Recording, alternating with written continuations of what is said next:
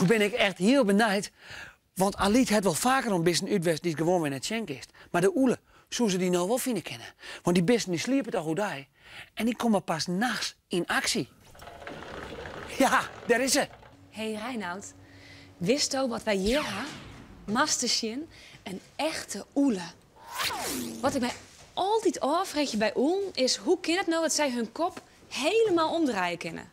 Ja, dat has ze prachtig regelen. De wervels daarboven, die binnen heel vlak. En dat rog kan er helemaal ronddraaien. Bij u is dat net mogelijk. Nee, en waarom doen ze dat nou? De egen zitten vast in de eegkos. Ja? Dus hij kan net met de egen draaien als er ergens een prooi is. En stel dat er een moes achter hem zit, ja, dan kan er hem net verplaatsen, want die zit vaak op een pijltje. Dan draait hij hem om en maakt het er lawaai. En een moes die kan verschrikkelijk goed jaren. Dus dan ben die moes nog voort. Dus dan draait hij zijn kop naar de moes daar. En die kan hij behoorlijk vier draaien. En dan doekt hij erop. En hoe ziet die jacht verder uit? Eten ze alleen nog aan moesen of hebben ze nog meer bissen die ze Ja, 98% in moesen. Ja. En soms is een vogel die in de boerderij zit, een mosk of een protter. Maar het ben, hoofdzakelijk ben het moesen. Hij vleent voort en dan wittert zijn plakjes, had vaak verste routes. En dan gaat er op jacht.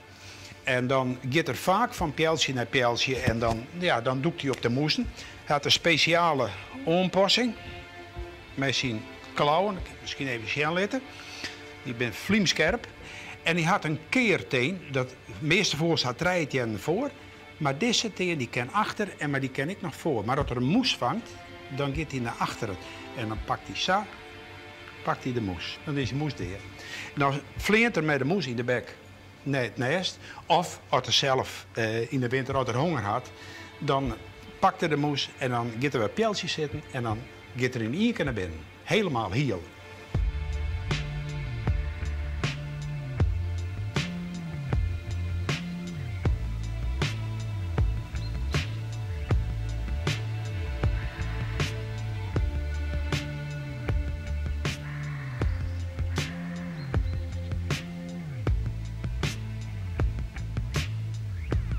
En dit binnen braakballen, Dat toch? Ja, dat zijn braakballen.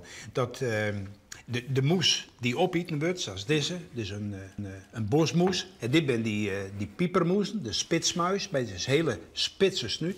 Die gaan in één keer naar binnen. Dus hij slokt ze in, komen ze in de kliermaag. En die kliermaag, daar zitten zoeren in, die vertarren de moes. En dan bloot dit erover. En dat gaat hij dan bij elkaar, in elkaar persen. En het komt dat is ongeveer 15, 16, 17 uren. En dan had er een braakbal. In het binnenste van die braakbal zitten dus die bonken. Daar zit ze al in. Die kan net verteren. Van de moes. Die kan net vertard worden. Dus alles. Je kan, nou ga ik dit er net opzetten van alle bonkjes die het in de braakbal zitten. Maar dit zit er alle hier in. Zelfs de ribjes, die worden net vertard. De sturt net. Alles zit in de braakbal. Daar zit een kaak van een veldmoes. Ja. De onderkaak is heel mooi te zien. Ja. Terwijl onderkaken zitten nog aan de vast van de veldmoes. Dat is hem. Nou Reinoud, wel jest het oer een oorlog valt zo vol te vertellen. Waar wit komen we hier wel weer een keer weer om. Maar nou eerst om het na je wieken. Doei! Ja. Hou dat wel, Aliet. Om een keer. Oh. Check, show, en